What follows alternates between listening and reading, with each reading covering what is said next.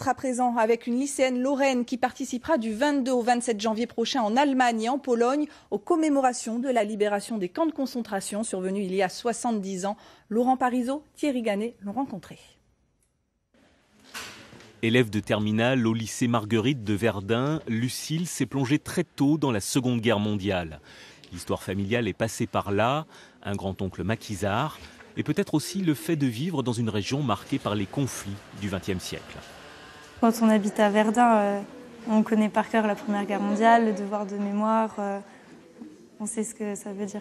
C'est assez lointain, mais c'est quand même relativement récent. 70 ans, c'est pas si loin que ça. Donc il reste encore des témoins qui ont survécu, qui nous racontent ce qui s'est passé. Il y a encore des histoires dans chaque famille. Si on remonte un peu, il y a toujours des histoires, que ce soit à la Première ou à la Deuxième Guerre mondiale.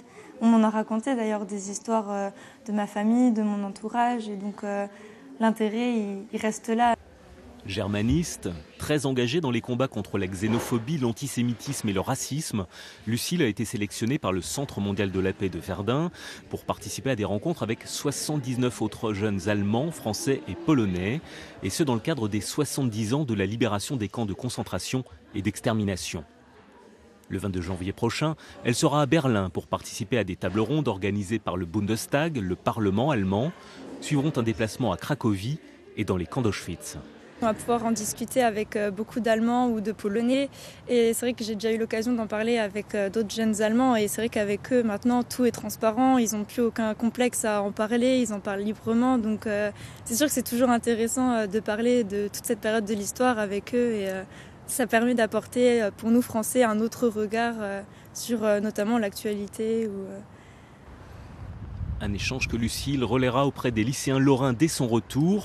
Une table ronde est organisée le 28 janvier par le Centre mondial de la paix en présence d'un ancien déporté. Un moment d'échange où elle fera part des valeurs qui guident son engagement en faveur de l'Europe. C'est des valeurs humaines. Il faut s'entraider, la solidarité européenne pour pouvoir toujours aller plus vers le haut et rester toujours dans un bon état d'esprit. Liberté, solidarité, s'entraider, c'est important entre pays européens. Un message particulièrement d'actualité. La guerre dans tous ses états à travers l'art, dernier